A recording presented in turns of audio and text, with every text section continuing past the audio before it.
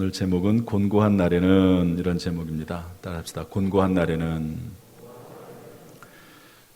우리에게 때때로 곤고한 날이 올 수 있습니다. 그런 날은 역경의 날이고 고난의 날이고 또 시련의 날이죠. 본문에 의하면 행복한 날에는 기뻐하라 그랬습니다. 그런데 행복한 날에 기뻐하는 것은 뭐 특별히 말 잘 안 해도 잘 하시는 것 같아요. 어제도 결혼식이 있어서 갔는데 코로나긴 하지만 많은 분들이 오셔서 축하해주고 또 축복해주고 또 같이 식사도 나누고 그렇게 했습니다. 출생, 취직, 뭐 합격 이런 일들이 있으면 다 기뻐하죠.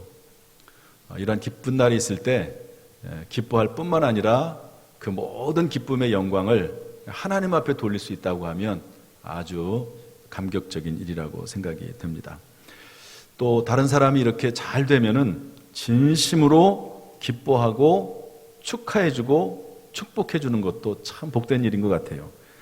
어떤 사람은 옆에 사람이 잘 되면 시기하고 그리고 음해하려고 하고 폄훼하려고 하고 그런 경향이 있는데 그런 마음 속에 하나님의 은혜가 임할 수 없습니다. 교회 안에 서로 이렇게 진심으로 축복해주는 그런 복된 일이 우리 성도들 가운데 있어서 그 위에 하나님의 은혜가 임하는 일이 있기를 주님의 이름으로 축복합니다. 곤고한 날에는 되돌아보아라 이랬습니다. 한번 따라합시다. 곤고한 날에는 되돌아보아라. 되돌아본다는 말은 깊이 생각한다는 말입니다. 영어로는 consider라고 하는 단어를 쓰고 있고요. 공동번역을 제외한 새번역, 개역 한글, 현대인의 성경, 모든 성경에서 깊이 생각하라 이렇게 써놨습니다. 영어 성경인 NIV, RSV 또 미국 아메리칸 뉴 스탠다드 버전 이런 데를 보면 다 컨시더로 되어 있어요. 이 말이 뭐냐면 깊이 생각해라 이 뜻이거든요. 생각을 깊이 하라는 말입니다. 따라서 물론 이제 곤고한 날에는 되돌아봐라 이렇게 해도 문제가 없습니다만은 조금 더 좀 우리의 마음속에 다가오는 말은 생각하라는 거죠. 곤고한 날에는 깊이 생각해봐라. 곤고한 날에 어떻게 생각하느냐에 따라서 생명과 사망이 나뉘게 됩니다. 로마서 8장 6절에 이렇게 되어 있는데 한번 따라서 할까요? 육신의 생각은 사망이요 영의 생각은 평안이니라. 그러니까 생각을 어떻게 하느냐에 따라서 어떤 사람은 생명을 얻기도 하고 어떤 사람은 죽기도 합니다. 지난 주간 새벽에 설교할 때도 제가 어떤 얘기를 했냐면 생각을 생각하라 이런 얘기를 했습니다. 따라합시다. 생각을 생각하라. 이 지구상에 있는 그 생명체 중에서 자기의 생각을 생각할 수 있는 존재는 사람밖에 없습니다. 그래서 내 생각이 지금 제대로 가고 있는지 틀렸는지 옳은지 하는 것을 늘 생각을 해야 됩니다.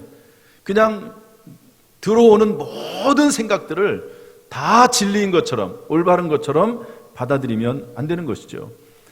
사탄 마귀가 가룟 유다의 마음속에 예수를 팔려는 생각을 집어넣습니다. 그래서 그것을 계속 품고 있다가 결국에는 예수님을 십자가에 못 박는데 내어주는 거죠. 돈 받고 예수님을 파는 겁니다. 그 생각이 사탄 마귀의 생각인 것을 파악할 수 있었다면 가룟 유다가 그렇게 하진 않았겠죠. 생각을 잘못해서 결국에는 예수님도 말씀하신 것처럼 차라리 태어나지 않았으면 좋을 뻔했다 이렇게까지 이야기하지 않았습니까? 그러므로 생각은 참 중요합니다. 곤고한 날에 시련의 날, 역경의 날에는 더 중요한 것이죠. 여러분 지금 우리가 겪고 있는 이 코로나19는 세계적인 시련의 날이고 고난의 날입니다. 이런 날을 떠나서 개인적으로, 가정적으로, 직장과 사업 안에서 혹시 곤고한 날이 있다, 나에게 곤고함이 있다라고 생각이 되면 깊이 생각해 보라고 성경은 우리에게 권면해 주고 있습니다. 첫 번째로 따라서 하시죠. 곤고한 날에는 무엇이 잘못되었는지 깊이 생각하자. 첫 번째로는 뭐냐면요, 뭐가 잘못됐는가, 왜 이런 곤고한 일이 생겼는가라고 깊이 무엇이 잘못되었는지 생각해 보라는 거죠. 단추를 끼우다가 맨 끝에 단추가 어긋난 것은 그 마지막 단추에 문제가 있는 것이 아닙니다. 애초에 첫 단추가 잘못 끼워졌기 때문에 그 결과로 나타난 것이죠. 이 양복 같은 경우는 단추가 두 개밖에 없습니다. 어떤 거는 이제 3개가 있는 것도 있고 4개짜리 있더라고요. 그런데 저는 가끔 가다가 이 2개밖에 안 되는 단추도 잘못 끼워가지고요. 나중에 끼려고 하면 단추가 없어요. 그런데 그 마지막에 잘못 끼워진 단추는 첫 번째 단추를 잘못 끼워서 그렇습니다. 따라서 곤고한 날에는 한번 생각해 보는 거예요. 내가 무엇이 잘못되어서 이렇게 됐는가 생각을 해보는 거죠. 단 주의할 것이 있다고 하면 모든 곤고와 시련이나 고난이 항상 잘못이나 죄 때문에 일어난 것은 아닙니다. 이것을 전제로 말씀을 드립니다. 모든 잘못된 모든 문제는 다 죄 때문이다. 그것은 아닙니다. 여러 가지 다른 이유도 있을 수가 있지만 이런 면에서도 생각을 해봐야 되는 것이죠. 여러분, 하나님의 사람 다윗에게 이런 고통, 곤고한 날이 임했습니다. 시편 51편 8절, 10절, 12절 보면 이렇게 되어 있습니다. 즐겁고 기쁜 소리를 들려달라. 무슨 말이냐면 아무리 좋은 음악을 들어도 기쁘지 않다는 겁니다. 꺾으신 뼈들, 내 뼈가 꺾이는 것 같은 고통이 있다. 정한 마음을 창조해달라. 내 마음이 깨끗하지 않다. 그리고 내 주 앞에서 나를 쫓아내지 마소서. 이게 하나님에게 쫓겨난 마음인 것이죠. 주의 성령을 거두지 마소서. 어느 순간인가 성령의 감동하심이 떠나버린 겁니다. 구원의 즐거움도 사라지고 자원하는 심령도 없어졌습니다. 이전에는 주님을 위해 선신하고 봉사하고 기도하고 말씀 듣고 찬송하는 것이 즐거웠는데 그런 마음들이 사라져버렸어요. 정말 다윗이 곤고한 상태에 떨어지고 만 거죠. 여러분, 왜 그렇습니까? 언제부터 이런 일이 생기게 됐습니까? 밧세바라고 하는 여인과 간음할 때부터 이런 일이 생겼습니다. 그리고 그 남편을 전장터 깊은 곳에 보내가지고 죽게 만든 이후부터 여자는 아내는 얻었을지 몰라요. 그러나 그로 인해서 생기는 엄청난 마음의 심적 고통과 고난이 생기게 됐다 하는 것이죠. 혹시 지금 곤고한 날을 만났다고 생각이 되십니까? 그렇다면 무엇이 잘못되었는지 깊이 생각해 보아야 합니다. 생각 중에 하나님께서 어떤 경로를 통해서든지 간에 사람을 통해서, 말씀을 통해서, 또 책을 통해서, 어린아이들을 통해서라도 내 잘못을 깨닫게 하신다면, 다시 말해서 빨간불인지 파란불인지 노란불인지, 어떤 경우는 빨간불일 수 있거든요. 내가 지금 빨간불에 있구나. 그럼 중단해야지. 솔직히 나의 잘못을 인정하고 회개해야 됩니다. 그래서 유턴하라고 하면 유턴하고, 왼쪽 길로 가라면 왼쪽 길로 가고, 오른쪽 길로 가라면 오른쪽 길로 가야 되는 것이죠. 이렇게 곤고한 날이 있을 때는 한번 내가 무슨 잘못이 없나 생각해 보는 거죠. 이런 가운데 다윗이 그 곤고한 가운데 자신의 죄를 깨닫고 회개했습니다. 나단 선지자가 와서 죄를 지적할 때 회개하죠. 어떻게 됐습니까? 사무엘하 12장 13절 말씀 다 같이 읽어보겠습니다. 다 같이 시작. 다윗이 나단에게 이르되 내가 여호와께 죄를 범하였노라 하매 나단이 다윗에게 말하되 여호와께서도 당신의 죄를 사하셨나니 당신이 죽지 아니하려니와. 그 죄로 인해서 하나님께서 다윗을 죽이려고 했거든요. 그런데 회개하니까 하나님께서 목숨은 살려주십니다. 그렇지만 그로 인해서 어떻게 되죠? 그 밧세바의 사이에 태어난 아이가 죽습니다. 그리고 가정에 여러 가지 문제점들이 생기는 것이죠. 사탄에게 고소할 거리를 줬기 때문에 비록 하나님의 섭리 가운데 다윗은 살려주지만 그로 인한 어떤 하나님의 최소한의 대가가 치러지게 되는 것을 볼 수가 있습니다. 그래서 어찌됐든지 간에요, 하나님 앞에 죄를 짓거나 사람 앞에 죄를 짓는 것은 유익하지 않습니다. 대만에 청년이 4,000명 모이는 뉴라이프 처치라고 하는 교회가 있습니다. 아브라함 쿠 목사님이 목회하시는데 현재 한 4,000명 정도 출석하는 성도 가운데 46%가 청소년, 32%가 청년이라고 그래요. 그러니까 약 한 80%는 청년 학생인 거죠. 20%만 장년 어른들입니다. 103개의 소그룹을 운영하고 있습니다. 물론 모든 교회가 다 이렇게 될 수는 없습니다. 사람마다, 목회자마다 또 은사가 다르거든요. 어떻게 해서 그렇게 됐는가? 1995년도에 5살짜리 둘째 아들이 있는데 암으로 사망을 했습니다. 암으로 5살짜리가 무슨 병일까? 책에는 나와 있지 않습니다. 고통과 절망 가운데 빠지게 됐죠. 그러면서 하나님에게 울부짖었습니다. 하나님, 왜 저입니까? 제가 하나님을 위해 선신하고 목회하지 않았습니까? 최선을 다해서 나름대로 살려고 애를 썼는데 왜 아들이 죽어야 됩니까? 라고 물어봤어요. 그랬더니 하나님께서 답변하십니다. 왜라고 질문했는데 어떻게를 하나님께서 물어보시는 거예요. 뭐라고 말씀하시냐면, 이게 감동이죠. 하나님의 깊은 감동입니다. 이것이 하나님의 음성인지를 알 수 있습니다. 하나님 말씀하시기를 어떻게 하겠느냐? 나에게 순종하겠느냐? 이렇게 하나님 답변하시는 거예요. 이 아브라함 쿠 목사님은 왜라고 물어봤는데 하나님은 그것보다도 어떻게 할 거냐 이제부터. 여러분, 왜라고 하는 질문은 때가 지나면, 시간이 지나면 자연스럽게 알아지는 경우가 참 많습니다. 그래서 이 하나님의 음성을 듣고 이분이 하나님의 인도하심에 순종하기 시작을 했는데, 하나님 인도하시는 방향이 젊은이 사역이었습니다. 젊은이 사역을 하면서 기도하는 가운데 머리카락도 보라색으로 바꿔버렸어요. 학생들이 이렇게 얘기한다고 합니다. 염색을 해도 나쁜 길로 빠지지 않아. 엄마, 아빠 보세요. 우리 교회 목사님도 염색을 했어요. 보라색으로 염색을 했는데 아이들이 부모님을 데리고 오는 거예요. 머리카락 염색하고 싶은데 부모님들 말리잖아요. 그런데 목사님도 염색하는데 잘못되는 거 아니라고 그렇게 얘기를 했다는 것이죠. 그렇게 해서 아이들이 오는 겁니다. 여러분도 저도 한번 머리카락을 보라색으로 염색을 한번 해볼까요? 어쨌든 그렇게 목회를 하게 됐습니다. 그러나 그 과정에서 다른 목사님들이 비판을 하는 거죠. 왜 머리카락까지 염색할 필요가 있느냐? 젊은이 사역을 하는 것은 좋지만 그렇게까지 할 필요가 있느냐? 신학교에서도 설전이 벌어진 겁니다. 교수님들을 하고 중심으로 해가지고 그렇게 할 필요가 있느냐? 그게 젊은이 사역에 꼭 필요한 것이냐? 이런 얘기가 나오고, 그 교회에 원래 있었던 성도들 중에 어른들도 한 40-50명이 떠나기도 하고 그랬습니다. 그렇지만 하나님께 순종하기로 했기 때문에 비판을 감수하면서 젊은이 사역을 계속해서 열매를 맺힌 거죠. 그러던 어느 날 한 목사님에게 전화가 왔습니다. 목사님이 전화를 해가지고 이렇게 얘기하는 거죠. 이 아브라함 쿠 목사님에게, 목사님, 저를 용서해 주세요. 저는 지금 중환자실에 있습니다. 저는 목사님을 비판하고 나쁜 말을 많이 했습니다. 머리카락을 물들이고 목회를 그렇게 하고 자기만 젊은이 사역을 많은 비판을 했습니다. 그러면서 이제 죄를 고백하는 거죠. 중환자실에서. 이 음성을 듣고 이 아브라함 쿠 목사님이, 아닙니다. 우리는 좋은 친구입니다. 이분은 친구거든요. 그런데 친구임에도 불구하고 계속 비판을 하는 거죠.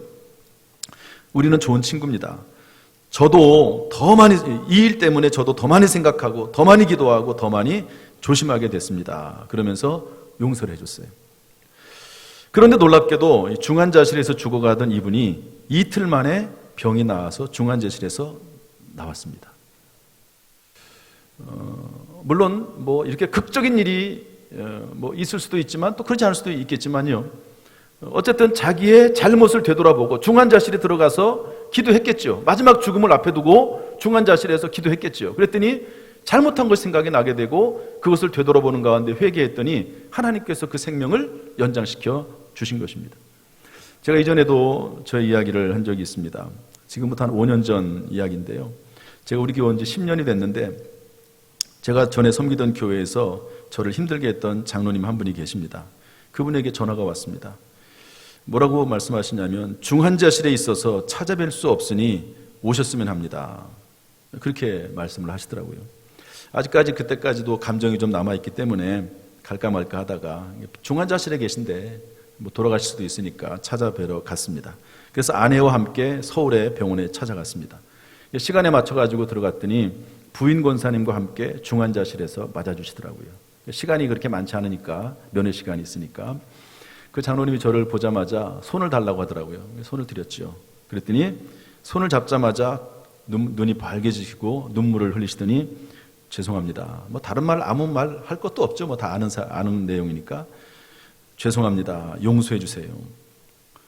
그러시길래 저도 아무 말 하지 않고 다 용서합니다. 그렇게 얘기한 다음에 간절히 그 장로님과 부인 권사님과 자녀들을 위해서 기도해주고 당진으로 돌아왔습니다.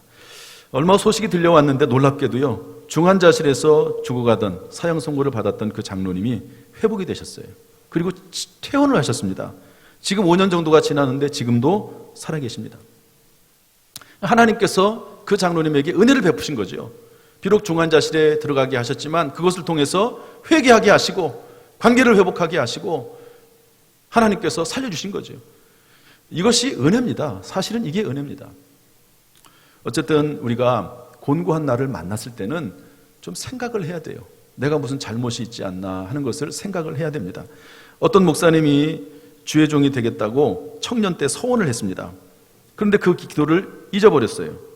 그러다가 인생의 큰 위기를 만나서 기도하는데 갑자기 서원했던 것이 생각이 났습니다. 내가 하나님의 사역자가 되겠다고 서원했지. 그리고 나서 목회를 다시 신학교 들어가서 목회를 하게 됐다 하는 글을 읽어본 적이 있습니다. 사랑하는 성도 여러분, 혹시 곤고한 나를 만났다고 생각이 되십니까? 그렇다면 무엇이 잘못되었는지 깊이 생각할 수 있기를 원합니다. 깨닫고 회개하는 가운데 곤고한 날에서 회복이 되고 오히려 부흥케 되는 역사가 있기를 주님의 이름으로 축복합니다. 두 번째로 곤고한 날에는, 따라서 하시죠. 곤고한 날에는 하나님이 베푸신 은혜를 깊이 생각하자. 여기 대표적인 사람이 누구냐면 아마 아브라함, 평생 죄만 짓다가 십자가에 달린 강도라고 볼 수 있습니다. 강도가 평생 죄만 짓다가 십자가에 달리는 아주 최악의 형벌을 받게 됐습니다. 그런데 십자가에 달려보니까 마침 그 옆에 예수님이 계시네요. 이게 은혜입니다. 예수님이 계세요. 다른 편에 또 다른 강도는 끝까지 예수님을 비판합니다. 죽음의 자리에까지. 그런데 이 사람은 이렇게 말하죠. 우리는 우리가 행한 일에 상당한 보응을 받는 것이니 당연하지만 이 사람이 행한 것은 옳지 않은 것이 없다. 그러면서 예수님에게 뭐라고 말하죠? 예수여, 당신의 나라에 임하실 때 나를 기억하소서 하니 예수님께서 진실로 진실로 내가 너에게 이르노니 오늘 내가 나와 함께 낙원에 있으리라 이렇게 말씀하십니다. 여러분, 아무리 극한 험악한 악한 죄를 지었어도 여러분 예수 그리스도 안에 나오면 구원받는 것이 하나님의 은혜인 줄로 믿습니다. 이런 은혜를 생각해 보라는 거죠. 혹시 지금 곤고한 나를 만났다고 생각이 되십니까? 그러면 하나님의 은혜를 생각해 보십시오. 그러면 하나님의 은혜 안에 우리가 회복하지 못할 것이 아무것도 없는 것이죠. 돌아온 탕자가 그 대표적인 예입니다. 탕자가 아버지에게 재산을 미리 받아가지고요, 먼 나라로 떠나가서 방탕한 생활을 하다가 재산 다 잃어버리고 그리고 거지같이 살죠. 그러는 가운데 아버지 집에는 좋은 것이 많은데 종이로라도 써줬으면 좋겠다, 그런 마음을 가지고 아버지 집에 돌아가게 되는데요, 아버지가 그 아들을 맞이하면서 이렇게 됩니다. 우리 누가복음 15장 21절 23절 다 같이 읽어보겠습니다. 시작. 아들이 이르되 아버지, 내가 하늘과 아버지께 죄를 지었사오니 지금부터는 아버지 아들이라 일컬음을 감당하지 못하겠나이다 하나, 아버지는 종들에게 이르되 제일 좋은 옷 내어다가 입히고 손에 가락지를 끼우고 발에 신을 신기라.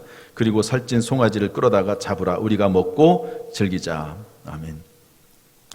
여러분, 하나님은 사랑의 하나님, 은혜의 하나님, 자비의 하나님이신 줄로 믿습니다.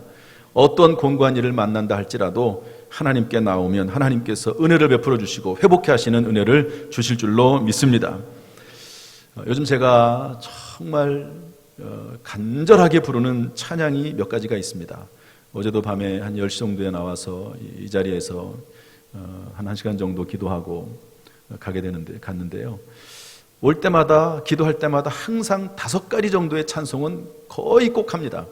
그 중에 하나가 뭐냐면 천부여 의지없어서, 이 찬송입니다. 천부여 의지없어서 손 들고 옵니다. 주 나를 외면하시면 나 어디 가리까. 이렇게 찬송을 해요. 그러면 얼마나 마음이 간절해진지 모릅니다. 하나님께서 나를 외면하시면, 하나님께서 우리 교회를 외면하시면, 하나님께서 우리 성도들을 외면하시면 어디로 가겠습니까? 이 나라 민족을 하나님이 외면하시면 이 나라 민족이 어떻게 되겠습니까? 하나님 불쌍히 여겨주십시오. 천부여 의지없어서 손 들고 옵니다. 이렇게 기도를 해요. 찬송을 합니다. 또 하나 부르는 찬송이 은혜 아니면 은혜 아니면 살아갈 수가 없네. 이 찬송을 합니다. 호흡마저도 다 주의 것이니 생명도 하나님의 것이고 하나님의 은혜가 아니면 살 수가 없습니다. 여러분 그런 마음이 드십니까? 저는 정말 요즘 그런 마음이 절실히 듭니다. 이렇게 찬송을 부르고 나면은요, 하나님이 주시는 위로가 있습니다. 소망이 있고요, 믿음이 생겨요. 다시 한번 힘을 얻어서 하나님 앞에 기도할 수 있게 되고 또 사역을 할 수 있게 되는 것입니다. 사랑하는 성도 여러분, 혹시 지금 곤고한 날을 만났다고 생각이 되십니까? 그렇다면 그럴수록 더 하나님의 은혜를 깊이 생각하십시오. 오히려 하나님의 은혜를 찬송할 수 있기를 주님의 이름으로 축복합니다. 그래서 곤고한 날에서 회복이 되고 부흥케 되는 은혜가 있기를 주님의 이름으로 축복합니다. 마지막 세 번째로 곤고한 날에는 믿음의 결과를 깊이 생각해 봐야 됩니다. 따라합시다. 곤고한 날에는 믿음의 결과를 깊이 생각하자. 믿음의 결과는 반드시 잘 되는 것입니다. 모든 일이 합력하여 선이 되는 것이 믿음의 결과입니다. 그 대표적인 예가 아브라함이죠. 하나님께서 아브라함에게 아들 이삭을 바치라고 그래요. 번제로. 100살 때 얻은 아들을 한 12살 정도 됐을 때, 그 아이가 12살 정도 됐을 때 하나님 앞에 불태워서 바치라는 겁니다. 도저히 받아들일 수 없죠. 그런데 하나님께서 이미 하신 말씀이 있어요. 이삭을 통해서 너의 후손이 많아질 것이라고 하는 약속을 받았습니다. 그래서 이렇게 생각한 거죠. 하나님께서 내가 이 아이를 번제로 드릴지라도 하나님께서 능히 이삭을 죽은 자 가운데서 다시 살리실 줄로 생각한지라. 이렇게 생각하는 겁니다. 믿음으로 생각하고 믿음으로 판단하고 말씀에 근거해서 판단해서 하나님 앞에 순종하게 된 것이지요. 결국에는 하나님이 아들을 살려주시고 수양을 예비하셔서 제사드리게 하시는 것을 볼 수가 있습니다. 믿음의 결과죠. 아브라함이 믿음으로 살았더니 이런 결과가 나타나게 된 것입니다. 여러분 혹시 지금 곤고한 날을 만났다고 생각이 되십니까? 믿음의 결과를 깊이 생각해 보세요. 그러면 곤고한 삶이 나를 힘들게 하여도 반드시 믿음의 결과에 따라서 반드시 좋은 날이 오게 될 줄로 믿습니다. 믿음 안에서, 말씀 안에서, 기도 안에서, 예배 안에서, 우리 주님 그리스도 예수 안에서 버티고 견디면 모든 일이 합력하여 선이 될 줄로 믿습니다. 요셉이 대표적인 사람이죠. 이복 형들에게 팔려서 옥살이 종살이를 13년 동안 합니다. 그러나 끝까지 믿음으로 행합니다. 하나님을 배신하지 않고 그리고 사람도 배신하지 않습니다. 여러분 그 주인이 보디발 장군이 요셉에게 가정 총무를 맡기면서 뭐라고 얘기하죠? 다른 것들은 다 임의대로 해도 좋다. 그러나 아내만큼은 절대로 함부로 하지 말아라. 건들지 말아라. 그렇게 얘기를 합니다. 그때 그 말을 듣고 기억하고 있습니다. 그러면서 그 보디발 장군의 아내가 유혹할 때 뭐라고 말하죠? 주인이 다 금했어도 당신만은 금하지 않아서 당신만은 금했습니다. 어찌 내가 주인을 배신하겠습니까?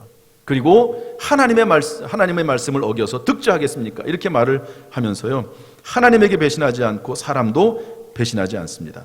그랬더니 결국에는 형들과 그 가족들까지도 구원하게 되는 것이죠. 그 창세기 41장 40절에는 이렇게 말씀하고 있습니다. 우리 다 같이 함께 읽겠습니다. 시작. 너는 내 집을 다스리라. 내 백성이 다 내 명령에 복종하리니 내가 너보다 높은 것은 내 왕좌뿐이니라. 그래서 감옥 총무로 일을 하고 또 그리고 종살이 총무로 일을 하다가 결국에는 한 나라를 다스리는 그 나라의 총리가 되는 것을 볼 수가 있습니다. 어느 건축회사에 아주 유능한 건축가가 있었다고 그래요. 어느덧 세월이 흘러서 정년퇴직하게 됐습니다. 그런데 사장이 불러가지고 일을 또 시키는 거예요. 집을 또 하나 지려는 겁니다. 집을. 마지막까지 부려먹는구나. 군대도 말년이 되면 일을 안 시키는데 그렇지 않습니까? 마지막까지 부려먹는다고 생각을 해서 불평, 불만하면서 대충 집을 졌습니다. 어떻게 집을 졌다고요? 대충. 집이 완성이 되자 사장이 부르더니 그 집으로 데려갔습니다. 그동안 수고했네. 우리 회사를 위해서 수고한 자네에게 이 집을 선물하네. 이 집에서 남은 여생을 가족들과 행복하게 지내게, 이렇게 얘기했다고 합니다. 그럴 줄 알았으면 집을 잘 질 텐데. 우리 몸속에는 아주 고약한 벌레가 살고 있다고 합니다. 그 벌레는 실패하는 사람에게는 반드시 존재한다고 해요. 그 벌레는 우리의 꿈과 목표를 흐리게 합니다. 그 벌레는 회충, 요충 이런 것들처럼 약이나 주사로 잡을 수 있는 것이 아니랍니다. 그 벌레는 날마다 우리의 정신과 영혼을 갉아먹어서 우리를 결국 파멸에 이르게 합니다. 그 벌레의 이름은 대충이라고 합니다. 대충. 무슨 말인지 아세요? 대충 하는 거죠. 이런 모습이 우리 가운데 있을 수 있습니다. 그러나 여러분, 믿음 가운데 믿음의 결과를 생각하면서 대충 하지 말고 믿음의 결과를 생각하면서 충성할 때, 순종할 때 하나님께서 모든 일을 합력하여 선을 이루게 하실 줄로 믿습니다. 따라서 사랑하는 성도 여러분, 지금 혹시 곤고한 날을 만났다고 생각하십니까? 그렇다면 믿음의 결과를 깊이 생각하시고 오히려 더 헌신하고 충성하고 대충 하지 말고 하나님 앞에 진실을 올려드리는 복된 성도님 되시기를 주님의 이름으로 축복합니다. 그러는 가운데 반드시 잘 되고 오히려 더 잘 되고 크게 잘 되는 역사가 있기를 주님의 이름으로 축원합니다.